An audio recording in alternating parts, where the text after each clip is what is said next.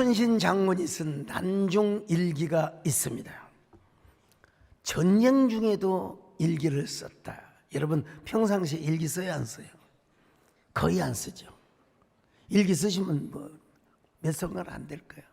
그러니까 전쟁 중에 어떠세요? 우리 사단장님, 전쟁 중에 그 일기 쓰기 쉬워요, 어려워요? 자, 여러분 전쟁 중에 난중 일기를 쓴다는 건 여러분 쉬운 일은 절대로 아닙니다. 그래서 우리는 이순신의 난중 일기를 통해서 임진왜란의 그 상세함을 잘 알 수 있습니다. 세상 모든 일은요, 이기는 자의 것입니다. 역사는 산자의 역사예요. 근데 그 산자는 뭘 잘하느냐? 기록을 잘해요, 기록. 이게 기록한 자가 이깁니다. 여기서 나온 말이 사자성어가 적자생존. 적는 놈이 이긴다 이거요. 예. 여러분 설교 시간에도 뭔가를 좀 적는 사람이, 그 사람은 꼭 월요일날 자기 회사에 가서 써먹을 사람이에요. 이순신은 모든 걸 다 적었습니다. 원균은 모든 걸 다 이뤄놓고도 하나도 적었지 않았어요. 그 패했어요.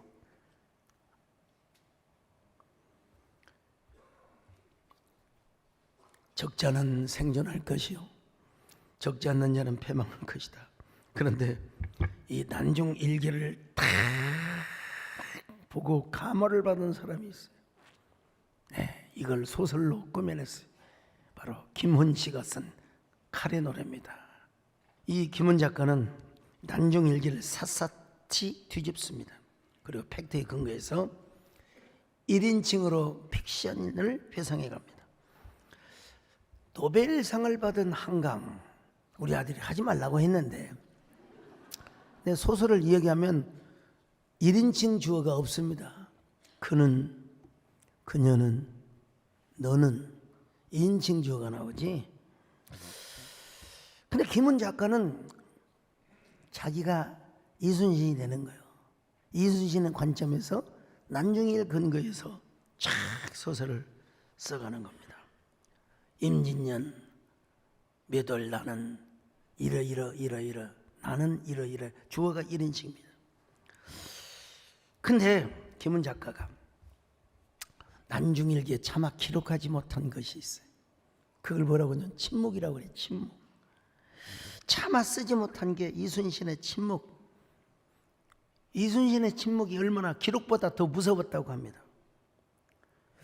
임진왜란 때 이순신 장군은 23전 23승을 거뒀어요. 한 번도 패한 적이 없어요. 그런 이순신 장군을 조정에서는 한양에서 끌어올립니다. 임금의 명을 어기고 조정을 능멸했다는 그런 죄악을 씌워가지고 막 통제 자식을 박탈해요. 그 박탈하는 것까지는 좋은데 온갖 능력과 고문을 가했다고 합니다. 백의 종근을 시켜. 그런 과정에서 소설에 의하면 숱한 고문을 못 이겨서 온몸이 망가뜨려졌다는 거예요. 뭐 그건 차지라도 여러분, 통제사를 했던 사람을 백의 종군을 시킨다. 참, 이 군인으로서의 명예, 통제사로서의 어떤 장군으로서의 명예를 완전히 철저하게 짓밟히게 된 것이죠. 근데 여러분, 원균이 칠천량 해전에서 완전히 패배하거든. 그리고 나중에 정의제전이 일어나서 여러분 조선이 더 심각한 위험에 처해지자 이순신을 다시 조정은 바다로 보냅니다. 그때 이순신은 조선의 왕과 조정의 권력에 대한 적개심이 가득하지 않았겠어요? 우리 젊은 친구들 얼마나 분노가 치밀어 올랐겠습니까? 여러분, 얼마나.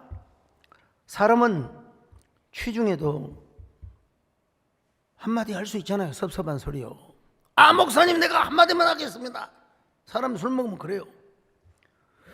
근데 그는 한마디 원망, 조정에 대한 적개심 이런 걸 안 기록해 놨다는 것입니다.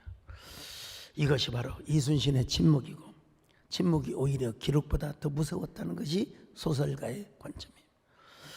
자신이 당한 치욕에 대해서, 조정에 대해서 한마디라도 해야 돼. 모든 걸 가슴에 묻고 가는 이순신을 그려냈어요. 자, 이런 침묵을 바탕으로 해서 원래는 12척인데 이제 저기 우수사가 한 척을 가져와 가지고 13척을 가지고 명량해전에서 쾌거를 이룹니다.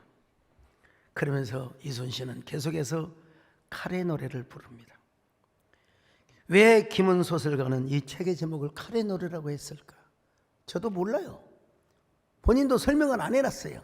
근데 여기를 보면 알 수 있어요. 자, 소설 중에 한 문장을 읽어드릴게요.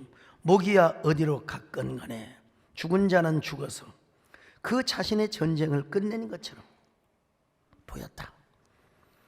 이 끝없는 전쟁은 결국은 무의미한 장난이었던가, 이 세계도 마침내 무의미한 것인가. 내 몸의 깊은 곳에 아마도 내가 알 수 없는 뼛속에 심연이 징징 칼이 우르대는 울음이 들리는 듯 했다.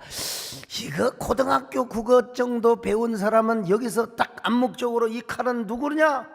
이순신을 의미한다고 대부분 다 지레짐작할 수 있어요. 칼은 온갖 비난, 번뇌, 근심, 슬픔, 원망을 품은 그 마음을 사겨내는 눈물이었어요. 눈물. 그는 전쟁 중 어머니의 부고를 접합니다. 막내 아들 면이가 죽는 소식을 접합니다.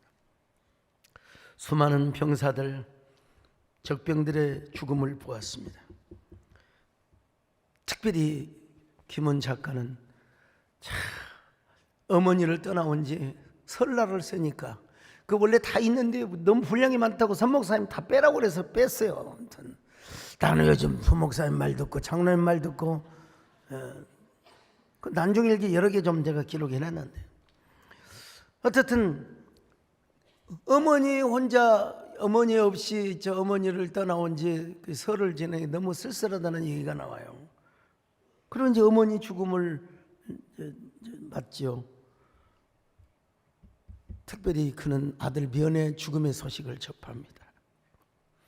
이 장면을 소설가는 이렇게 묘사하고 있어요. 어깨가 잘려나간 면의 몸이 개울창에서 일어섰다. 머리는 죽었는데 몸은 살아있었다.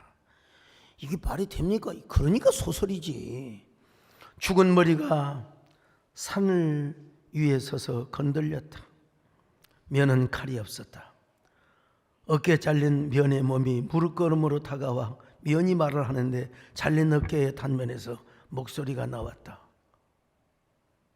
아버님, 저의 칼을 찾아주십시오. 칼을 어찌했느냐? 칼을 놓쳤습니다. 눈이 멀어서 찾을 수가 없습니다. 죽은 자가 어떻게 말을 합니까? 소설이니까 하는 거지. 이게 문학인 겁니다. 이순신이 불렀던 칼의 노래는 너무나 서글펐습니다. 참담했습니다. 그러나 그의 칼은 어둡고 참담한 현실에서 언제나 승리를 가져다 줬습니다.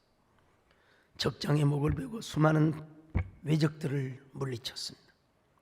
그래서 소설 곳곳에는 전투 장면의 묘사가 얼마나 리얼하게 구체적으로 나와 있는지 모릅니다.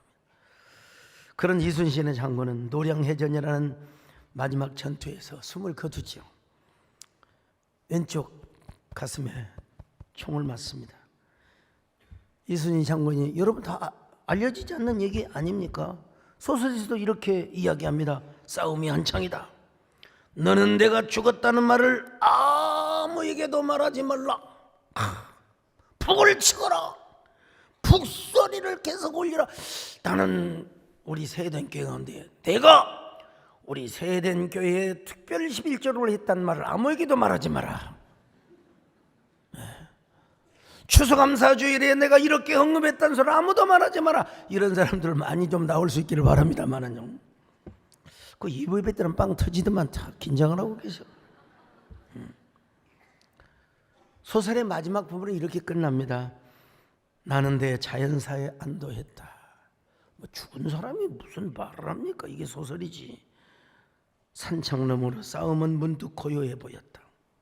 세상의 끝이 이처럼 가볍고 또 고할 수 있다는 것이, 칼로 베어지지 않는 적들을 이 세상에 남겨놓고 내가 먼저 관음포에 놓으리 적들 쪽으로. 참, 이 노벨 문학상감인데 참. 장군은 죽는 그날까지 보이지 않는 적들에 둘러싸여 늘 뭘 생각했느냐? 칼을 보고 죽음을 생각했어요. 장군은 꼬리에 물려서 죽는 죽음을 꾸기도 하고 두려워하기도 했습니다. 임금의 의심, 질투, 간신들의 모함과 호시탐탐 죽기를 바라는 외부의 적 속에서 장군은 전투 중 바다에서 자연사한 것을 기무는 1인칭 시점에서 여러분 그 이순신의 심정을 노래했단 말입니다. 우리가 어렸을 적에 이순신 장군을 영웅으로 배웠습니다. 우리 김민호 교수님 영웅으로 배웠어요. 영웅을 넘어서 나중에 잘하니까 성웅이라고 그랬어. 제가 이래봬도 초등학교 때에 학교 대표로 군에 가서 도에 가서 고전읽기 글쓰기 다 했어요. 시험하고 독후감 내고. 그때 했던 게 율곡이 또 나는 그때는 교회를 안 다녀갖고 뭐더라 그게 불교 성전, 또 그 다음에 이순신 장군 이런 거 쭉 했죠. 이순신 장군 줄줄 외우다시피 했죠. 어릴 때부터요. 제가 어제 산에 가가지고 우리 장로님들 또 목사님들, 여러분들은 그 초등학교 다닐 때 교가 기억하고 있습니까? 그때 교가가 있는지도 몰랐대요. 기억도 안 난대요. 우리 음악 목사님은 기억할 거 아니에요? 학교가 없어졌대요. 학교가 없어져도 옛날에 불렀던 노래는 기억할 거 아니에요? 여러분 저는요 교가를 기억하고 있다는 거. 초등학교 교가 초등학교 2반밖에 없는 교가 한 학년에 2반요. 지리산 장기 모아 무등산을 앞두고 요천의 맑은 물결 할미성을 감도는 배한의 꽃송이들 곱게 자라는 아름다운 이름이여 오동국민학교. 여러분 또 있어요. 계속 나가요. 턱까지에 닦아서 새 일꾼들이 턱과 몸을 길러서 새 일꾼들이 전통의 길이 빛날 오동의 전당. 이게 우리 오동 국민학교, 오동 초등학교 교감. 근데 여러분 제가 지금 뭔 얘기를 끌어들이려고 그러냐? 이 이순신 장군을 김은 작가가 이순신 장군을 영웅으로 묘사하네요. 하나의 나약한 인간. 여기서 인간의 보편성이 또 나오는 거예요. 지금 막 영웅이고 홀거리고 말이요. 그런데 사나토스, 죽음이죠. 이 사나토스 유식한 말로 죽음을 직면하고 죽음을 두려워하며 그러면서도 그것을 직시하며 나가는 한 인간으로서의 나약함을 이야기하고 있는 거예요. 그러면서도 칼의 노래를 불러. 요즘 우리 이동섭 장로님이 굉장히 뜨고 있습니다. 유튜브를 봐도 뜨고 있고 포탈을 봐도 뜨고 있고. 왜냐하면 트럼프 대통령을 만나서 명예 구단증을 주셨거든요. 여러분 트럼프 대통령이 뭐라고 약속한 줄 아세요? 자기가 대통령이 당선이 되면 태권도 도복을 입고 국회에 가서 연설을 했다고. 나는 이 연설하겠다는 약속이 꼭 지켜지기를 바랍니다. 여러분 그건 대한민국의 위상이자, 저도 여러분 명예 7단을, 여러분 대통령들에게는 그 9단을 주고 총리한테는 8단을 주고, 저도 8단 주기로 했는데 반대한 사람 몇 명 있어가지고 목사한테 8단 좀 안 되고 7단도 받기 어려운 건데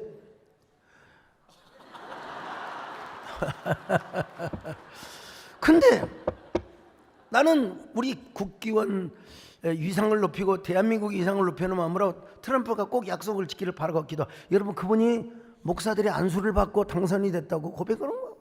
목사들이. 그분은 종교에 대한 신념이 확실해요. 아주 하나님의 은혜로. 이번에 이동섭 장로님도 저 인터뷰를 하실 때 보니까 하나님께서를 몇 번이나 넣으시더라고 보니까.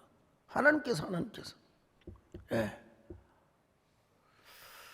근데 트럼프도 막 굉장히 막 스트롱맨 한 것처럼 보이지만 나도 트럼프를 가까이서 봤고 그걸 조범철 목사가 찍어야 되는데 히히 하고 여러분 조범철 목사 브라이언 저거 알죠? 예. 아니 제가 이래봬도 그 런천 프레이에 가서 제가 저 스피치 한 사람 아닙니까? 국가조창기대 먼저 된 자가 나중된 자고 나중된 자가 먼저 된다고. 아유 그때는 우리 저 국가조창기대에 우리 이동섭 장로는 신청 안 해서 국회의원도 못 들어오셨어요. 근데 저는 여러분 그게 무슨 테이블이죠? 헤드 테이블 앉아가지고 딱 찍었으면 딱 됐는데 참 어쨌든 근데 그분이 아주 이동섭 장로님 말씀대로 굉장히 좀 부드러운 부분이 있어요. 화끈해요. 또 부드러워요. 손도 따뜻하고 예, 좀 침이 좀 튀겨서 그렇지 어쨌든 따뜻하죠. 자, 우리 이동섭 장로님이 국기원 원장이고 태권도가 구단이고 굉장히 강연하느냐? 아니요. 저분에게도 나약함이 있어요. 저분에게도 정이 있어요. 저분에게도 인간미가 있어요. 안 그러세요? 눈물이 있고. 자, 오늘 이순신이가 그런 피도 눈물도 없는 사람이 아니라는 거예요. 그냥 목만 베는 사람이 아니라는 거예요. 나약한 인간이 냉엄한 칼의 노래를 부르고 있다는 그래서 그 칼의 노래의 정유재란 끝나고 잠시나마 조선은 이제 병자호란을 맞을 때까지는 고요와 평안을 맞게 됩니다. 제가 왜 지금 칼의 노래를 이야기하고 있느냐? 오늘 본문이 지금 고난의 현장에서 칼의 노래를 부르고 있거든요. 오늘 본문은 천상회에서 이 사탄이 안 깨들어야 되는데 사탄이가 깨어가가지고 와가지고 욥을 참소하잖아요.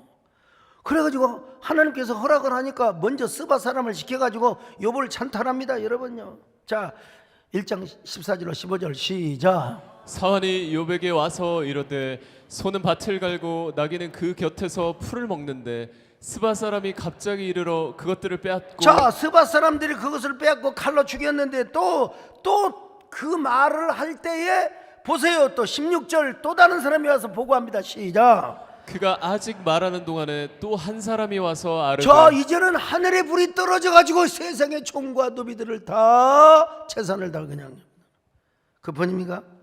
아직 말하는 동안에 한 사람이 와서 갈대아 사람이 세 머리를 또 갑자기 재가지고 다 그냥 뭐 낙타를 빼앗으며 여러분 여기 17절에 있습니다. 생략하고 넘어갑니다. 그 번입니까? 자녀들이 집에서 모여서 막 포도주를 마시고 막 흥얼거리고 있는데 아이 세상에 집이 무너져가지고 광풍이 무너져가지고 자녀들이 다 죽었대요. 자 이건 읽어봅시다. 18절로 19절 시작. 그가 아직 말하는 동안에 또 한 사람이 와서 아르되 주인의 자녀들이 그들의 마다들의 집에서 음식을 먹으며 포도주를 마시는데 거친들에서 큰 바람이 와서 집 내 모퉁이를 치매 그 청년들 위에 무너짐으로 그들이 죽었나이다. 나만 홀로 피하였으므로 주인께 아래로 왔나이다. 여러분 이때 욥이 슬펐을까요? 기뻤을까요? 욥이 그냥 하나님 주 예수 사랑 기쁨 내 마음속에 이런 노래 불렀을까요? 못하죠. 욥도 사람인데 욥이 얼마나 슬펐겠어요. 얼마나 절망적이었겠습니까? 그럼에도 마음은 슬퍼도 여러분 냉엄한 칼의 노래를 불렀다는 거예요. 고난을 직시하며 고난 중에서도 고난을 애찬했다는 겁니다. 욥도 연약한 인간이에요. 우리와 다를 바가 없어요. 근데 그 속에 예수 그리스도의 인격이 있어가지고 뭘 고백하게 하느냐? 자 20절로 22절 같이 봅니다. 시작. 욥이 일어나 겉옷을 찢고 머리털을 밀고 땅에 엎드려 예배하며 이르되 내가 모태에서 알몸으로 나왔사온즉 또한 알몸이 그리로 돌아가올지라. 주시니도 여호와시요 거두시니도 여호와시오니 여호와의 이름이 찬송을 받으실지니다 하고. 이 모든 일에 욥이 범죄하지 아니하고 하나님을 향하여 원망하지 아니하니. 자, 여러분 이 소식을 들었을 때 욥이 가슴이 덜컹했을까 안 했을까요? 조현진 교수님 당연히 덜컹이 우리 욥이라고 뭐 대단한 다 똑같은 여러분 인간이죠. 다만 하나님께서 그의 마음을 감동하신 거예요. 하나님께서 그의 마음에 내재하신 거예요. 아니 우리 정권사님 내가 갑자기 비명 행사로 죽었는데 할렐루야 하시겠어요? 이번에 제대로 대답을 하시네. 또 할렐루야는 응할 줄 알았네.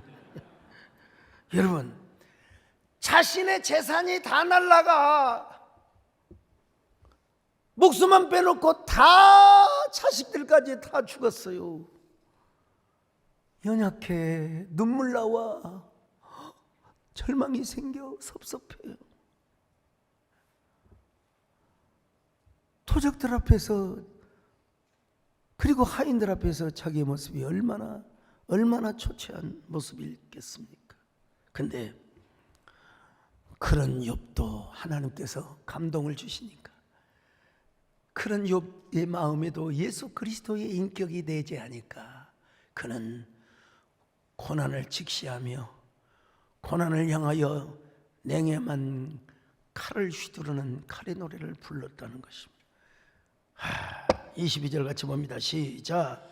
이 모든 일에 욥이 범죄하지 아니하고 하나님을 향하여 원망하지 아니하니라. 하나님이 살아계시면 왜 이런 말입니까? 하나님이 나를 도와주시지 않는 건 아니면 하나님이 안 계시는 거 아닙니까? 이렇게 여러분 하나님 앞에 그렇게 우리가 푸념할 수 있죠. 근데 욥은 한마디 입으로도 범죄하지 아니하였다. 오히려 그는 칼의 노래, 감사와 찬양의 노래를 불렀어요. 여러분 사탄이 앞에서 보란듯이 감사의 칼춤을 춥니다. 이 문학적 표현인데요. 사탄이 앞에서 보란듯이 찬양의 칼춤을 추는 찬양의 칼춤을 추는 역경 중에서도 역경을 예천하고 추신지도 여호와시오 가져가신다 여호와시오. 왜 이렇게 찬미했을까? 하나님께서요 욥으로 하여금 인간의 아르케 본질 근원을 깨닫게 하신 거예요. 그래서 욥은 인간의 아르케 즉 인간의 본질과 혹은 근원이 하나님이라는 사실을 아는 거예요. 이걸 누가 깨닫게 해줬느냐? 하나님이 깨닫게 해주셨겠죠. 하나님의 은혜로. 그래서 인간은 알몸으로 왔다가 알몸으로 가는 존재, 주시는 자도 여호와시오 가져가시는 분도 여호와시라는 사실을 알았어요. 또 봅시다. 1장 21절 시작. 이르되 내가 모태에서 알몸으로 나왔사온즉 또한 알몸이 그리로 돌아가올지라. 주시니도 여호와시오 거두시니도 여호와시오니 여호와의 이름이 찬송을 받으실지니이다 하고. 얼마나 위대한 노래입니까? 고난 앞에서도 하나님께 영광을 돌린 거예요. 재난 앞에서도 하나님께 영광을 돌리는 것. 여러분 우리가 인생을 살아가면서 나이 드신 분이나 우리 젊은 형제 자매들이나 다 할 것 없이요. 고난이 없는 인생이 없어요. 다 있어요. 글쎄요. 우리 임정성 권사님은 고난이 없으셨나 보죠? 얼굴이 저렇게 이쁘시고 연기하고 언니 동생 같아요. 고난 글쎄요. 나는 왜 이렇게 고난이 많았는지 몰라. 나같이 고난을 많이 받은 사람이 없는지 몰라 진짜. 근데도 고난 당한 티가 하나도 안 보여. 얼굴에 귀공자로 자랐어. 얼굴이 뽀얘. 피부가 얼마나 좋은지 몰라. 손을 만져보면 얼마나, 여러분 제 손 잡아보세요. 얼마나 부드러운지. 목사님 고생 하나도 안 해본 것 같다고 그런 소리 하지를 말어. 예, 우리 정권사님 말씀 안 들으셨어요? 남들은 흙 한 바퀴에서가 나는 두 바퀴씩 날랐어요. 한 바퀴에서 막 넘어야죠. 그냥 근데 제가 지금까지 깨달은 비결은 고난이 올 때 하나님께 영광을 돌리고 하나님을 찬양하면 하나님은 그 즉시 갑절 축복을 예비해 놓으시더라. 할렐루야.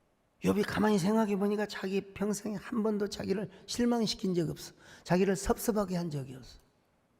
섭섭하게 한 적이 없어. 우리 하나님이 선하신 하나님. 지난주에 어떤 분이 저를 찾아오셨습니다. 왜 찾아오셨냐면 제발 좀 책 좀 사주시라고. 무슨 책이요? 잘 알지도 못하는 시인인데 이영철 시인. 이영철 시인은 흑인 미군과 한국 여자 사이에 태어난 뇌성마비 환자입니다. 태어날 때부터 뇌성마비. 이분은 손발을 움직이지 못해요. 대소변도 받아내야 돼요. 근데 독학으로 공부를 했어요. 한글을 할 수 있고 기독교 신앙을 가졌어요. 손으로 시를 쓰지는 못했는데 한마디를 불렀는데 숨을 탁 몰아쉬면서 한마디 써. 또 한마디 불러주고 그걸 받아 써가지고 시집을 만들었어요. 유명한 책이 있는데 네가 들으라고 내가 우는 거야. 이번에 나온 시집이 있는데 꽃보다 아름다운 당신. 나 시중에 아버지는 흑인 미군이요, 어머니는 한국인인데 그걸 버렸어. 근데 이런 시를 썼다니까. 자랑스러운 나의 조국이요. 옛날 아우네 장터에서 만세 부르던 그때를 아십니까? 어떻게 아우네 장터를 알아요? 우리말을 빼앗기고 우리 이름조차 잃어버렸던 그때를 아십니까? 그대는 왜 일본말을 쓰나요? 그대는 왜 국적조차 포기하나요? 난 너무 극단적인 정치인들이 좀 이거 읽어봐야 될 것 같아요. 조선시대 우리나라가 빼앗긴 건 사실은 여러분 국적조차 포기하면 글쎄요. 당신도 이 땅의 사람이 아닙니까? 할머니들은 통곡합니다. 애국지사들은 한탄합니다. 영원히 영원히 못 잊을 이 땅이요. 나는 순수 토종은 아니지만 참 얼마나 가슴 아픈 일입니다. 그래도 이 땅에 태어난 것을 후회한 적이 없습니다. 사계절이 뚜렷한 이 땅에서 두 팔을 벌리고 만세를 부르겠습니다. 자랑스러운 나의 조국이여. 박수 한번 쳐야 되지 않아요?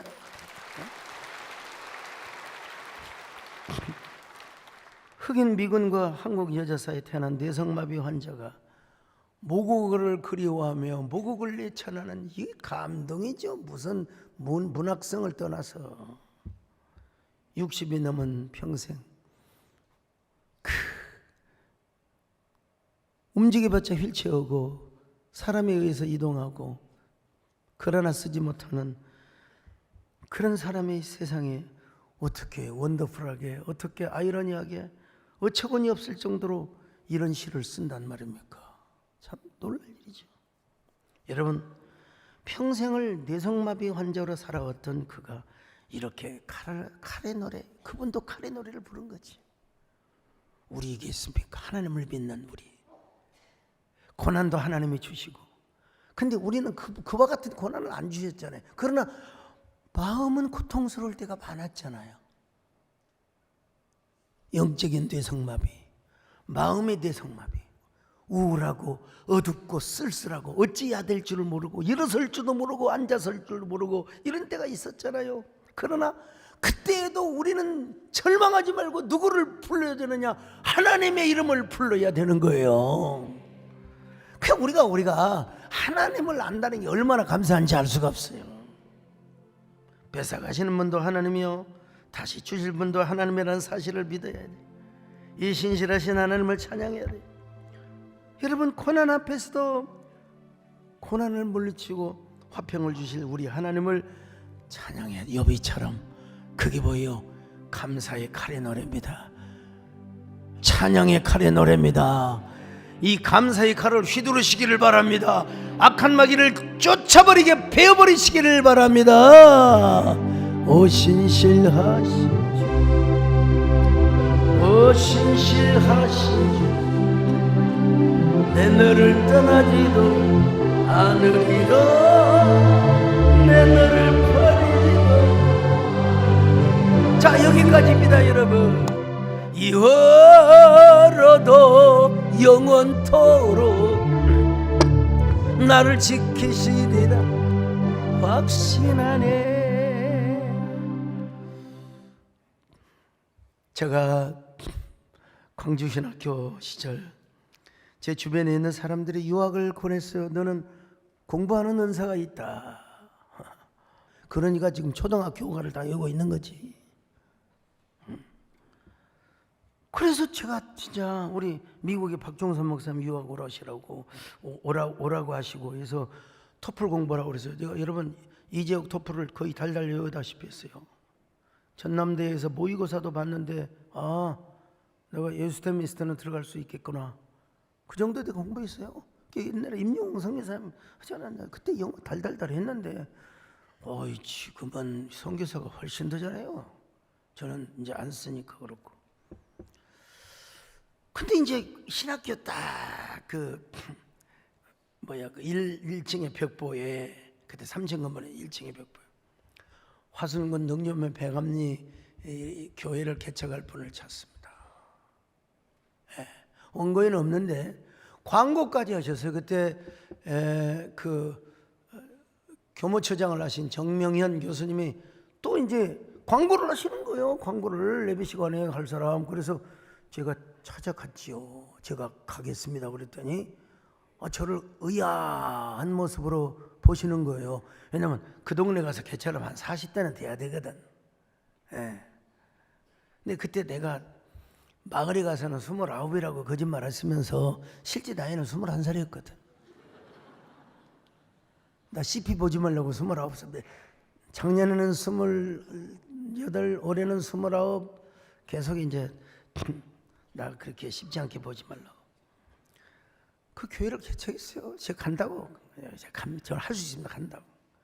근데 세상에 불악해서 법정에 놓고 교회 나가는 사람 10,000원 벌금 내고 또 신고하지 않는 사람 12,000원 내고 그냥 와서 소목사 멱살을 잡고 침을 뱉고 우리 정원사님 와서 도와주시는 거예요. 난 정원사님 오시면 바로 될 줄 알았다. 그냥 저분이 오면 병 다 고치고 그냥 교회 그냥 우렁부렁 붙들었다가 뿌렸냐 주문 외우듯이 그냥 다 그냥 할 줄 알았어요. 주여 아버지 하면 될 줄 알았더니 여러분 의인에게도 고난이 옵니다. 오히려 나 때문에 고난을 더 당하신 거예요. 게다가 이웃의 주변의 목사님들이 또 뭐라고 염려를 해주냐면 소강석이가 앞길이 구말린데 또 과부 집사님하고 또 저 개척을 한다고. 참 말하기는 참 좋지. 또 그 이웃교회 우리 교단은 아니지만 이웃교회 전도사가 와가지고 저 소강석에는 광주신학교에 지금 저 2학년밖에 안 되니까 전도사 면허증이 없다고 사입이라고 하는 거예요. 같은 업종에 종사하는 사람끼리 그러면 되나? 훗날 최매실리라고 있어요. 권사님 기억나세요? 그분이 신기가 들었어요. 신기가.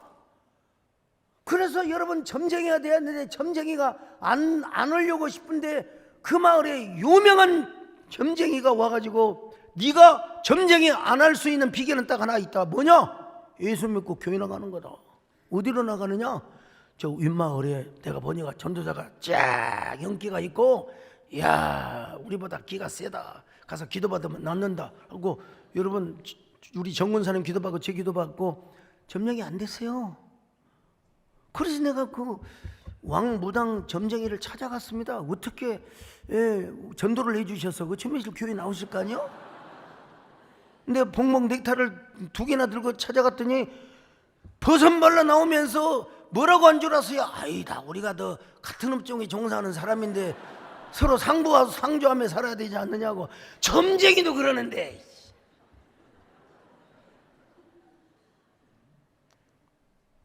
나중에 그분도 예수 믿고 저 동신교인가 집사로 가서 화순시장에서 장사하고 했습니다만은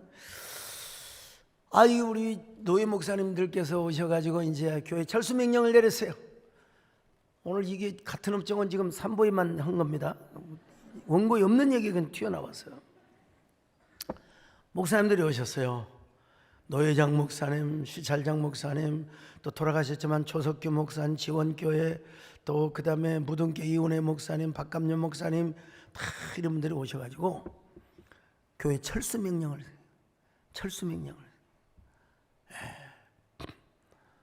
너 여기서 교회 하지 마라. 넌 공부나 해라. 너 교회 철수 명령 너의 이름으로 정식으로 철수한다. 그때 제가 무릎 꿇고요, 목사님들 존경합니다, 삭삭 빌었어요. 제가 너는 부모 자식한테도 나 버림받은 사람이고 어디로 가겠습니까? 이제 나 유학도 포기하고 이제 교회 이제 다 교인들이 지금 몇십 명 모이는데 이 사람 버리고 어떻게 갑니까? 1년만 교회 주면 내가 예배당도 짓고 이 마을 다 보고 막 이장도 내가 전도하겠습니다. 핍박한 사람도 전도하겠습니다. 얼마나 그냥 해버리더니 그분들이 막 저를 막 등에 손을 얹고 기도해 주는 거예요. 주야, 열심히 하라고 잘하라고 격려해 주고. 그래서 감사의 칼에 춤을 췄어요. 주여 감사합니다. 숨을 쉬어서 감사합니다. 주여 심장이 뛰어서 감사합니다. 예배당이 이미 지어진 줄로 믿습니다. 우리의 소원은 교회, 꿈에도 소원은 예배당. 막 노래를, 여러분 딱 1년 돼서 예배당 짓고 입당했어요. 근데 이때 24살 총각이 그 모든 고난을 극복하고 모든 반대에도 불구하고 예배당을 지었다고, 이거 시골교회 지금은 고인이 되셨지만 변환규 목사님 당시 우리 교단 총회장이셨어요. 총회장님 와서 설교를 하셨어요. 설교하는 사진은 없고 지금 저것만 있어요. 저 가운데 계신 분이 변환규 목사. 참. 그리고 철수를 명령하셨던 우리 노회장 목사님, 박덕준 목사님이 오셔서 저에게 감사패를 주셨습니다. 자, 감사패 영상 보십시다. 감사패 대한예수교 장로회 화순대감교회 전도사 소강서. 어려운 가운데서 대감교회를 시무하는 중 예배당 건축안에 있어서 시무 전도사로서 수고한 공이 지대하여 이를 기념하며 본 노회에서 감사의 뜻을 전하기 위해 이 패를 드립니다. 1984년 12월 8일 대한예수교 장로회 동강주노회 노회장 박덕준.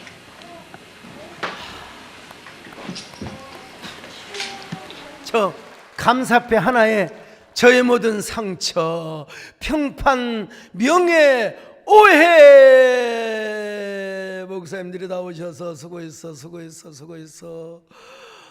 서목사 대단해. 우리 변환규 목사님은 절대로 따는데 시집까지 장가가지 말고 우리 교회 청년들 많이 줄 세워놓을 테니 네가 골라. 여러분, 난 젊은 시절의 고난에 직면해서 감사의 칼의 노래를 불렀을 때 나의 중년 그리고 노년도 하나님이 축복해 주시겠지요. 난 그렇게 광주중앙교회가 크게 보이고 그때 변환규 목사님 그래 대단하게 보이셨어요. 그런데 오늘 제가 서보니까 저도 총회장을 했고 저도 그보다 큰 교회를 하고 저도 한국교회를 대표하는 참 연합기관의 대표회장을 지냈고, 다 보면요, 우리 하나님이 고난을 주실 때는 미리 갑절이 아니라 열갑절을 준비해 놓으시고 고난을 주신다는 거예요. 그러니까 여러분 좀 혹시 어려움을 당하고 수능 앞에 떨고 있는 우리 자녀들, 하나님은 나에게 갑절의 축복을 주신다, 예비하고 계신다, 나 떨고 있니? 하지 마시고, 여러분 다음 주일 다리 가슴이 떨려야죠. 가슴이 떨려야지. 다리 떨면 산에도 못 가고, 물론 일부러 떠는 건 괜찮아요. 남진장처럼 떨리면 안 돼요. 일부러 떨어야지. 다음 주일은 추수감사주일입니다. 어떤 추수감사주일입니까? 2024년 온다 추수감사. 우리가 먼저 감사할 때 축복이 온다. 우리가 찬양의 노래, 감사의 칼의 노래를 부를 때 하나님은 갑절 축복을 가지고 오신다. 이 한마디입니다. 이 한마디예요. 여러분, 선하신 하나님, 좋으신 하나님, 온다의 하나님을 찬양하시기를 축원합니다. 좋으시나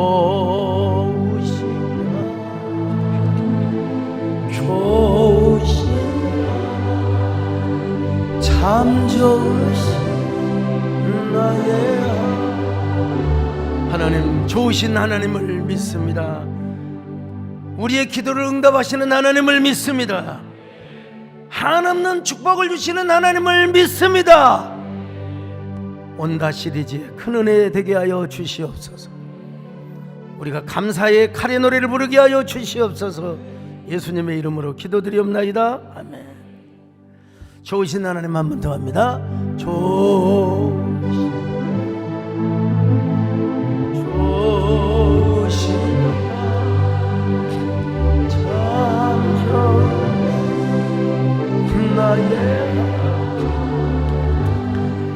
하나님 감사합니다. 귀한 예물을 드리고자 합니다.